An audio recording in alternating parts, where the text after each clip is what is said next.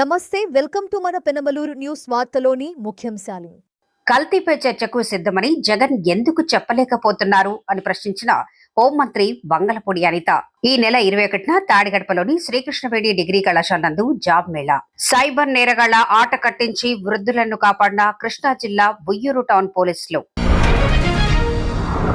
లడ్డు కల్తీపై మాట్లాడలేకే సంబంధం లేని హెరిటేజ్ అంశాన్ని తెచ్చారన్న వంగలపూడి అనిత. వైఎస్ జగన్ కు ఉన్న రోగం ఏమిటో గూగుల్ కూడా చెప్పలేకపోతోందని హోంమంత్రి వంగలపూడి అనిత అన్నారు. జగన్మోహన్ రెడ్డి ఒరిజినల్ హ్యాబిచుయల్ క్రిమినల్ అన్నారు. చెప్పిన అబద్ధాన్ని పదే 3 గంటల ప్రెస్ మీట్ లో చెప్పినందుకు గిన్నిస్ రికార్డు కూడా ఇవ్వొచ్చన్నారు. హెరిటేజ్ సంస్థపై బురద చల్లటమే పనిగా కొండను తవ్వి ఎలకను కూడా పట్టలేకపోయారని విమర్శించారు. హెరిటేజ్ సంస్థ అన్ని విషయాలు వెబ్సైట్ లో పారదర్శకంగా పెడితే వాటిని పట్టుకుని ఏదో జరిగిపోతోందని చెప్పే యత్నం చేశారని మండిపడ్డారు. ఇందాపూర్ డైరీ నుంచి హెరిటేజ్ కొన్ని ఉత్పత్తులు కొనుగోలు చేస్తే తప్పేంటని మంత్రి అనిత ప్రశ్నించారు. ఒక ప్రజాప్రతినిధిగా ఎన్నిక కాబడిన తర్వాత ఎవరైనా మామూలుగా మాట్లాడాలనుకుంటే అసెంబ్లీకి వచ్చి మాట్లాడతారు. కానీ జనాల్లోకి రావడానికి భయపడే వ్యక్తి, జనాలను ఎదుర్కోలేని వ్యక్తి, అంటే ఆ టైప్ ఆఫ్ రోగానికి ఏం పేరు పెట్టాలా అని ఇందాకే మేము గూగుల్ కూడా చేసాం. కానీ గూగుల్ కూడా చెప్పలేకపోతుంది ఆ రోగం ఏంటో. అలాంటి రోగం కలిగిన వ్యక్తి జగన్మోహన్ రెడ్డి. నిజంగా నవ్వొచ్చింది. 3 గంటల ప్రెస్ మీట్లో చెప్పిన అబద్ధాన్నే మళ్ళీ చెప్పి వాళ్ళ బ్లూ మీడియాలోని సాక్షి మీడియాలోని చూపిస్తారు కదా అని అదే అబద్ధాన్ని పదే చెప్తే నిజమైపోతుంది అన్నట్టుగా మొత్తం ప్రెస్ మీట్ అంతా చూస్తే అందులో ఒక్క లైన్ కూడా నిజం లేకుండా మొత్తం 3 గంటల పాటు ఏకబిగిన అబద్ధాలు చెప్పగలగడంలో ఓ Guinness book of world record సాధించగలిగాడేమో నా ఉద్దేశంలో.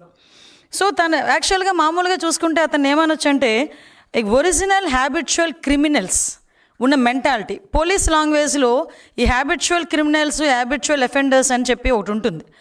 యాక్చువల్గా అందులోనే మన హ్యాబిచువల్స్ మామూలుగా మాట్లాడుకున్న ఇతగాడిని చూస్తే ఒరిజినల్ హ్యాబిచువల్ క్రిమినల్.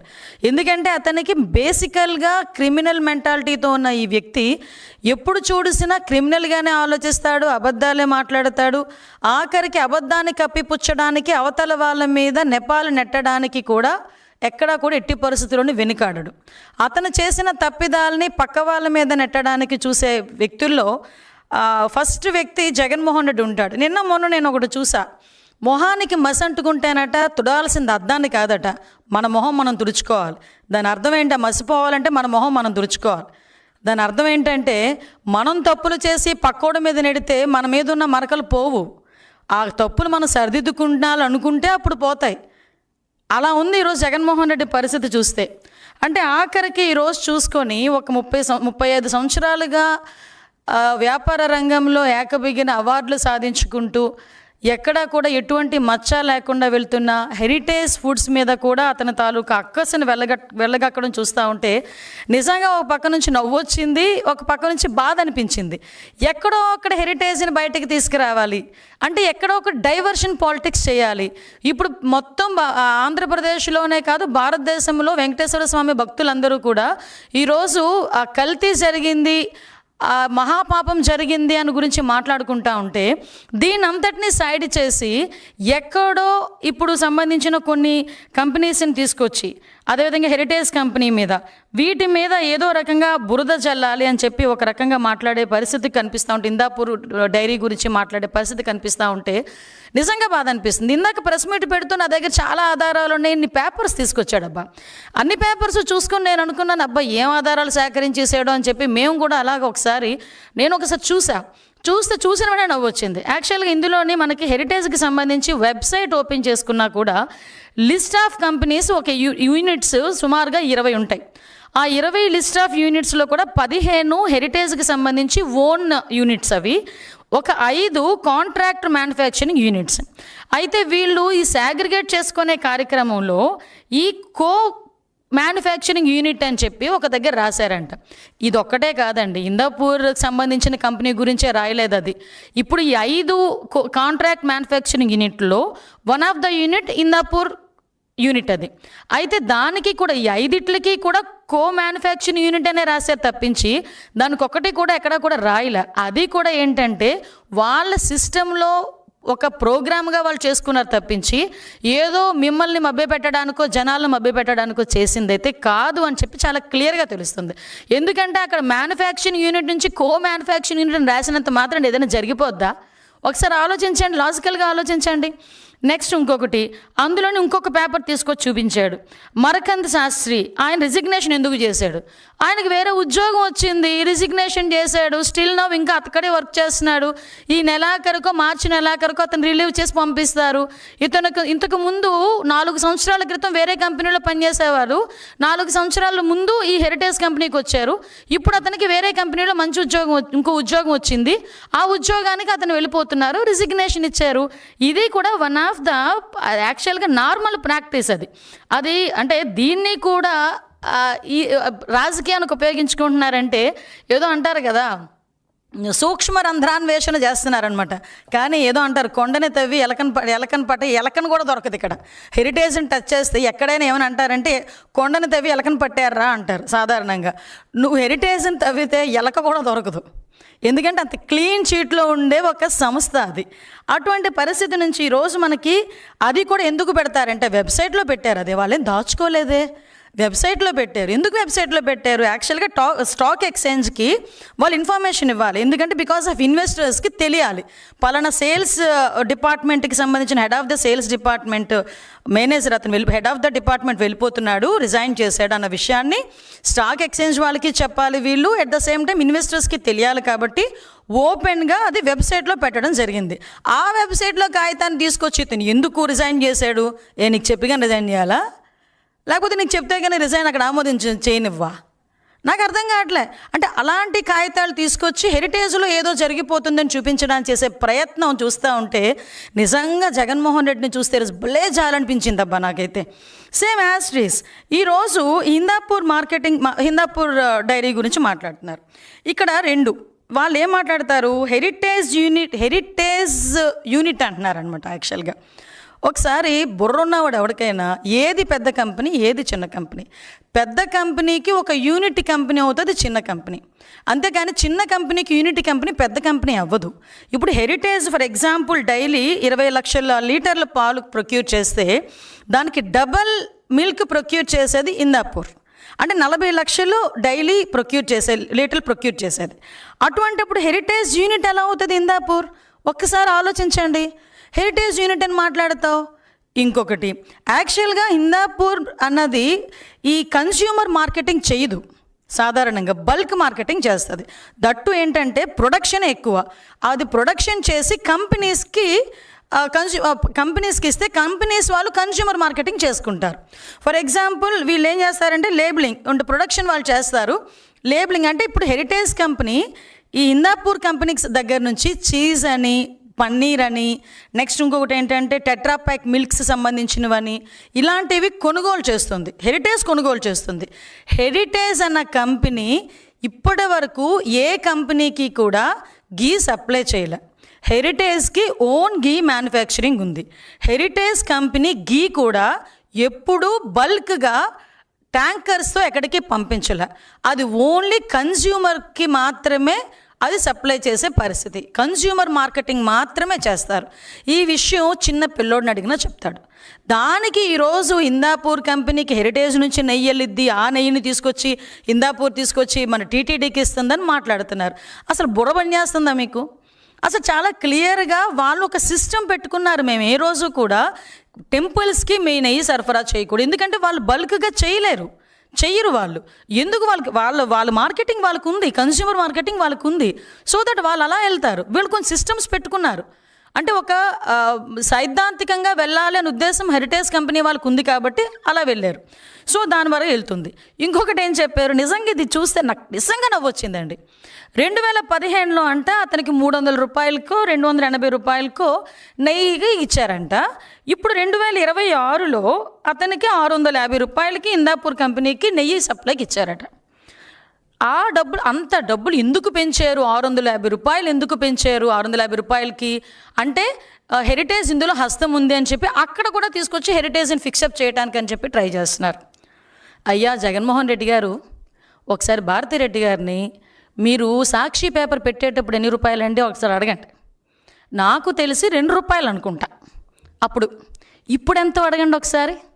అదే ₹2 అమ్ముతున్నారా, లేకపోతే ₹6.5 అమ్ముతున్నారా సాక్షి పేపర్ని? ఒకసారి కనుక్కోండి. మరి ₹2 నుంచి 6.5కి ఎందుకు చేశారండి? ఎవడు జేబులు నింపుకోవడం చేశారు? మండలిలో మహాప్రచారం, చెప్పులు బూట్లు ధరించి వెంకన్న స్వామి ఫోటోతో వైఎస్ఆర్సీపీ ఆందోళన. శాసనమండలిలో వైఎస్ఆర్సీపీ ఎమ్మెల్సీలు మహాప్రచారానికి ఒడిగట్టారు. హిందువులు కలియుగ దైవంగా భావించే వెంకటేశ్వర స్వామి ఫోటోలను పట్టుకుని చెప్పులు బూట్లతో ర్యాలీ నిర్వహించి ప్రదర్శించారు. చెప్పులు బూట్లు వేసుకుని దేవుడి ఫోటోతో సభకు రావడంపై మంత్రులు తీవ్రంగా మండిపడ్డారు. చట్టసభలో మహాప్రచారానికి పాల్పడ్డారంటూ అధికార పక్ష సభ్యులు నిరసన వ్యక్తం చేశారు. గందరగోళం మధ్య చైర్మన్ సభను వాయిదా వేయగానే వైఎస్ఆర్సీపీ సభ్యులు ప్లాకార్డులను, స్వామివారిని ఫోటోలను టేబుల్పై పడేసి వెళ్లిపోవడం తీవ్ర దుమారానికి తెరలేపింది. శాసనమండలిలోనూ అసెంబ్లీ బయట వెంకటేశ్వర స్వామి ఫోటోతో వైఎస్ఆర్సీపీ సభ్యులు చెప్పులు బూట్లు వేసుకుని ప్రవర్తించిన తీరును కూటమి నేతలు తీవ్రంగా పరిగణించారు. Before anything happens in this house, these are the objectionable materials which cannot be permitted. This cannot be permitted, sir. They should be, sir, Chairman, sir. They Venkateswar Swami photos పెట్టుకుని the way they are behaving. బుద్ధుందా sir వీళ్ళకి? రాజకీయాల్లోకి లాగుతారా? Sir వీళ్ళకి బుద్ధుందా? మీరు if you have to take the permission, Chairman, sir. Venkateswara మమ్మల్ని తీసేయండి. Chairman sir, దేవుడి ఫోటోల్ని పెట్టుకుని సభలో రావడం అనేటువంటిది దేవుణ్ణి రాజకీయాల్లోకి లాగేటువంటి ప్రయత్నం చేస్తున్నటువంటి ఈ దుర్మార్గపు చర్యను మీరు అనుమతించకూడదు సార్. సార్ చైర్మన్ గారు ప్లీజ్ డౌన్ చేయండి. చైర్మన్ గారు, దేశ చరిత్రలో జరిగినటువంటి అంశం తీసేయండి. చైర్మన్ గారు, you have to come to the rescue now.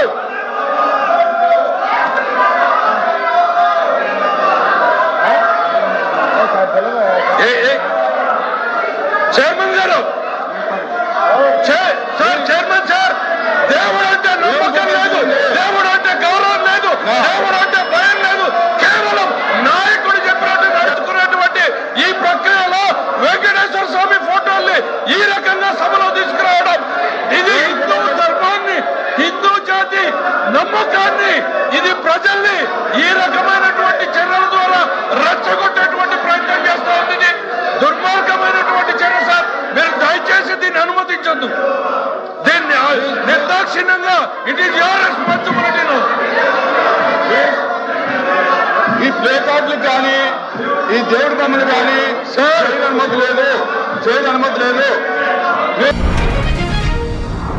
Penamaluru నియోజకవర్గంలోని నిరుద్యోగ యువత జాబ్ మేళని సద్వినియోగం చేసుకోవాలని యువ నాయకులు బోడే వెంకటరాం అన్నారు. పెర్మలూరు నియోజకవర్గం పోరంకి తెలుగుదేశం పార్టీ కార్యాలయంలో ప్రకటనలో బోడ వెంకట్రామ్ మాట్లాడుతూ ఆంధ్రప్రదేశ్ రాష్ట్ర నైపుణ్యాభివృద్ధి సంస్థ సహకారంతో ఎమ్మెల్యే బోడ ప్రసాద్ ఆధ్వర్యంలో నిరుద్యోగ యువతకు ఉద్యోగ అవకాశాలు కల్పించడం గాను 21/2/2026 తేదీ శనివారం నాడు ఉదయం 9 గంటలకు పెనమలూరు నియోజకవర్గంలోని తాడిగడప పోరంకి 100 అడుగుల రోడ్ నందు గల శ్రీకృష్ణవేణి డిగ్రీ కళాశాల నందు జాబ్ మేళా నిర్వహించనున్నట్లు తెలియజేశారు. ఈ జాబ్ మేళాలో Kia India, electronics systems private limited, Axis bank, Muthoot finance limited, Joy Lukas India limited, AstraZeneca India private limited, Bharat bank housing financial services private limited, BigC mobiles, Bajaj capital, Santosh auto motors private limited, just dial limited, ABC panda solutions private limited వంటి 16కు పైగా ప్రముఖ కంపెనీల వారు పాల్గొంటున్నారని తెలిపారు. పెనమలూరు నియోజకవర్గ యువతి యువకులకు ఇది ఒక శుభవార్త. 21 ఫిబ్రవరి అనగా ఈ శనివారం ఒక మెగా జాబ్ మేళా అనేది మన తాడిగడప సెంటర్ నందు శ్రీకృష్ణవేణి డిగ్రీ కళాశాల ఆవరణలో ఒక మెగా జాబ్ మేళా అనేది ఏర్పాటు చేయడం జరుగుతుంది. కావున ప్రతి ఒక్క యువతి యువకులు ఈ కార్యక్రమాన్ని సద్వినియోగం చేసుకొని, మరి అలానే చాలా పెద్ద కంపెనీలు కూడా జాబ్ మేళాకి రాబోతున్నాయి. కియా, టాటా ఎలక్ట్రానిక్స్, జాయ్ లూకాస్, ముత్తూట్ ఫైనాన్స్, మరి అలాగే బిగ్సీ, స్విగ్గీ, ఇన్స్టామార్ట్, మరి అలానే ఇంకా పెద్ద పెద్ద కంపెనీస్ కూడా రాబోతున్నాయి. కావున ప్రతి ఒక్కళ్ళు ఈ కార్యక్రమానికి విచ్చేసి సద్వినియోగం చేసుకుంటారని కోరుకుంటున్నాను. కంకిపారు మండలంలోని గ్రామాలలో 70% ఇంటి పన్నులు వసూలు చేసినట్లు మండల ఈవో పిఆర్డి కిరణ్మయి అన్నారు. పెనమలూరు నియోజకవర్గం కంకిపాడు మండలం రాష్ట్ర పంచాయతీరాజ్ శాఖ మంత్రి అధికారులు రాష్ట్రంలో ఇంటి పన్నుల వసూళ్లపై ప్రత్యేక శ్రద్ధ వహించి టార్గెట్ ఇచ్చి వసూలు చేయాలని ఆదేశాలు జారీ అయిన నేపథ్యంలో కంకిపాడు మండల పరిషత్ కార్యాలయంలో మండలంలోని వివిధ గ్రామ పంచాయతీల్లో ఇంటి పన్నుల వసూళ్లపై ఈవో పిఆర్డి కిరణ్మయి మాట్లాడుతూ రాష్ట్ర మంత్రివర్యులు పవన్ కళ్యాణ్ పంచాయతీరాజ్ కమిషనర్ ఆదేశాలతో ఇంటి పన్ను వసూలు మండలంలో వేగవంతంగా నిర్వహించి 70% పూర్తి చేశామని 3 పంచాయతీలు 100% వసూలయ్యాయని మార్చి నెలాఖరులోపు పన్నుల వసూళ్లు 100% పూర్తయ్యే విధంగా పంచాయతీ కార్యదర్శులు కృషి చేయాలని సూచించామని తెలిపారు. ఎక్కువ శాతం వసూళ్లు కాని పంచాయతీలను గుర్తించి గతంలో లేని విధంగా స్వయంగా మేమే పంచాయతీకి వెళ్లి పన్నులు వసూలయ్యే విధంగా చర్యలు తీసుకుంటున్నామని పేర్కొన్నారు. కంకిపాడు డిప్యూటీ ఎంపీడీ అని మాట్లాడుతున్నాను. పంచాయతీరాజ్ శాఖ మార్చులు మరియు గౌరవ కమిషనర్ పంచాయతీరాజ్ వారి ఆదేశాల ప్రకారం ఇంటి పన్నుల వసూళ్ల కార్యక్రమం గత 2 నెలల నుంచి ముమ్మరంగా జరుగుతుంది. ఇందులో మన కంకిపాడు మండలంలో 3 పంచాయతీలు 100% ఇంటి పన్నులు వసూలు చేయడం జరిగింది. ఒక 8 పంచాయతీలు 70% పైన వసూలు చేసినాయి. ఇంకా కొన్ని 9 పంచాయతీలు 70% లోపల వసూలు చేసినాయి. ఈ పన్నులన్నీ కూడా స్వర్ణ పంచాయతీలు ఆన్లైన్లో కలెక్షన్ చేయడం జరుగుతుంది. ఇదివరకు లేదు, ఇప్పుడు కొత్తగా ఆన్లైన్లో స్వర్ణ పంచాయతీలు పోర్టల్లో పన్నుల వసూళ్ళు నిర్వహించడం జరుగుతుంది. ఇవి మేము కూడా పంచాయతీ కార్యదర్శులకి డైలీ టార్గెట్లు అవి పెట్టి దాని ప్రకారంగా వసూలు చేయమని చెప్తున్నాము. చాలా వరకు ప్రోగ్రెస్ కనిపిస్తుంది. ఇంకా కొన్ని పంచాయతీల్లో కొంత ఎరియర్ గత 3-4 ఏళ్ల నుంచి కట్టని ఎరియర్స్ ఉండటం వలన కొన్ని కాలేజీలు కంపెనీలు వాళ్ళు ఇంకా మార్చి 31కే అలవాటు పడ్డారు. ఈ బిఫోర్ కట్టమంటే ఇంకా కొంతమంది కట్టకపోవడం వలన ఈ పెండింగ్ అనేది కనిపిస్తుంది. దీని గురించి నేను చెప్పేది ఏంటంటే, అందరూ కూడా టైంలో సకాలంలో ఇంటి పన్నులు చెల్లిస్తే వాళ్ళకి కావాల్సిన మౌలిక సదుపాయాలు, పారిశుద్ధ్యం కానీ, వీధి దీపాల నిర్వహణ కానీ, ఈ డ్రైనేజీ ఇవన్నీ కూడా సక్రమంగా అందించడానికి గ్రామ పంచాయతీలకి వెసులుబాటు ఉంటుంది అని నేను తెలియజేస్తున్నానండి. మా వంతుగా మేము దీనికి ఎక్కువ ఎఫర్ట్ పెట్టి కలెక్షన్ చేయడానికి కృషి చేస్తున్నామండి. అందువల్లనే ఇంత బాగా ఈ టైంకి 70% దగ్గరలో 69% అయిందని తెలియజేస్తున్నానండి. థ్యాంక్స్ అండి. కంకిపాడు మండలంలో మొత్తం ఉన్న పంచాయతీలు ఎన్ని పంచాయతీలకి? 20 పంచాయతీలు. 20 పంచాయతీలకి 3 పంచాయతీలు 100% అయింది. ఒక 7 పంచాయతీలు 8 పంచాయతీలు అబవ్ 70% అయింది. ఒక 9 పంచాయతీలు బిలో ఉన్నాయి అన్నమాట. ఈ కొత్తగా ఆన్లైన్ చేయటం మూలన ఈ కొంచెం ఇబ్బందులు ఎదురవుతున్నారు. కొంతమందికి విధానం తెలియదు, ఆన్లైన్లో చేసుకోవడం. అది నెమ్మదిగా అలవాటు పడతారు. ఇప్పుడే కొత్త కాబట్టి తెలుసుకుంటున్నారు, అలవాటు పడతారు. ఇది మంచి పద్ధతి, ఆన్లైన్లో పేమెంట్ జరగడం అనేది. ఇప్పుడు మనకి ఎప్పటి నుంచో పెండింగ్ ఉన్న వాటి మీద ఎటువంటి చర్యలు తీసుకుంటారు మేడం? కట్టకుండా ఉన్నారు పెండింగ్ ఉన్న వాళ్ళని రిక్వెస్ట్ చేసి అడుగుతున్నాము, కట్టించుకోవడానికి ట్రై చేస్తున్నాము. దానికంటూ వేరేగా ఇంకా ఏమీ ట్యాప్ కనెక్షన్స్ డమ్మీ చేయటము అట్లాంటివి ఏమీ ఇంకా జరగలేదు. అంటే ఎవరికి వాళ్ళు నైతిక బాధ్యత, మన ఇల్లు మనం ట్యాక్స్ కట్టాలి అనే దాన్ని చేయాలని చెప్పేసి అటు కంపెనీల వాళ్ళైనా, ఆఫీసుల వాళ్ళు, గోడౌన్స్ వాళ్ళైనా, ఎవరైనా వాళ్ళంతటా వాళ్ళు తెలుసుకోవాలని. గతంలో డిప్యూటీ ఎంపీడీఓలు కానీ, డివిజనల్ పంచాయతీ అధికారులు కానీ, డిఎల్డీఓలు కానీ హౌస్ ట్యాక్స్కి వెళ్ళటం అనేది జరిగేది కాదు. కానీ ఇప్పుడు మాకు కూడా టార్గెట్ ఇచ్చి ఈ ₹1,00,000 పైన వాళ్ళు వెళ్ళమని, ఈ కింద పంచాయతీ సెక్రటరీలు వసూలు చేసుకుంటారని ఇట్లా టార్గెట్లు ఇచ్చారు. అయితే మేము ₹1,00,000 పైన అనే కాదు, 10,000 పైన ఉన్న వాళ్ళకు కూడా మేము వెళ్తున్నాము, వెళ్ళి వసూలు చేయడానికి ట్రై చేస్తున్నాము. దీని మూలన ఇంకా కొంత ఎక్కువ ఇంటి పన్ను వసూలు అవ్వడం జరుగుతుంది. మేము ఒక ఎక్కువ ఎక్కడ పెండింగ్ ఉంది అనేది చూసుకొని అన్ని ఈ విలేజెస్ కూడా ప్రతి విలేజ్ని టచ్ చేస్తున్నాము. ప్రతి విలేజ్లో కూడా హైయెస్ట్ పెండింగ్ ఉన్న వాళ్ళ దగ్గరికి వెళ్ళి అడుగుతున్నాము. అలాగే కాలేజీల వాళ్ళ దగ్గరికి, ఆఫీసుల వాళ్ళ దగ్గరికి, అందరి దగ్గరికి కూడా వెళ్ళి మేము దీని గురించి చెప్తున్నాం. వెంటనే ఒక వెసులుబాటు చూసుకుని 2-3 రోజుల్లో కట్టండి, వారం రోజుల్లో కట్టండి, కట్టడం మాత్రం ఇంపార్టెంట్ అని చెప్తున్నాము. గుంతల్లేని నియోజకవర్గంగా తీర్చిదిద్దేందుకు శాసనసభ్యులు బోడె ప్రసాద్ కృషి చేస్తున్నారని టీడీపీ కృష్ణా జిల్లా అధికార ప్రతినిధి తుమ్మలపల్లి హరికృష్ణ అన్నారు. పెన్మలూరు నియోజకవర్గం కంకిపాడు మండలం కంకిపాడు పట్టణంలో బస్టాండ్ నుంచి గొడవర్రు వంతెన వరకు ఉన్న ప్రధాన రహదారి మరమ్మతు పనులను కృష్ణా జిల్లా టీడీపీ అధికార ప్రతినిధి తుమ్మలపల్లి హరికృష్ణ, టీడీపీ నాయకులు పులి శ్రీనివాసరావు, కొండా నాగేశ్వరరావు, జయప్రకాష్, నాగేశ్వరరావు, విక్రమ్ పరిశీలించారు. ఈ సందర్భంగా వారు మాట్లాడుతూ గత ప్రభుత్వంలో కనీసం గుంతలు కూడా పూడ్చకపోవడంతో ప్రధాన రహదారులు వెళ్లే వాహనదారులు తీవ్ర ఇబ్బందులకు గురవుతున్నారు. ఎమ్మెల్యే బోడె ప్రసాద్ ఉదయం పూట బైకుపై వచ్చి పరిశీలించి వెంటనే మరమ్మతు పనులు చేయించాలని ఆదేశించడంతో ఉదయం పూట రద్దీగా ఉండటం వల్ల రాత్రి సమయంలో నాణ్యతా ప్రమాణాలు లోపించకుండా మరమ్మతు పనులు దగ్గరుండి చేయిస్తున్నామని పేర్కొన్నారు. వృద్ధులను లక్ష్యంగా చేసుకుని కోట్లు కొల్లగొడుతున్న డిజిటల్ అరెస్ట్ సైబర్ నేరం నుండి కృష్ణా జిల్లా ఉయ్యూరు టౌన్ పోలీసులు 2 వృద్ధులను కాపాడారు. పెన్మలూరు నియోజకవర్గం ఉయ్యూరు మండలం ఉయ్యూరు పట్టణానికి చెందిన రిటైర్డ్ ఉద్యోగులను సైబర్ నేరగాళ్ల నుంచి పోలీసులు కాపాడారు.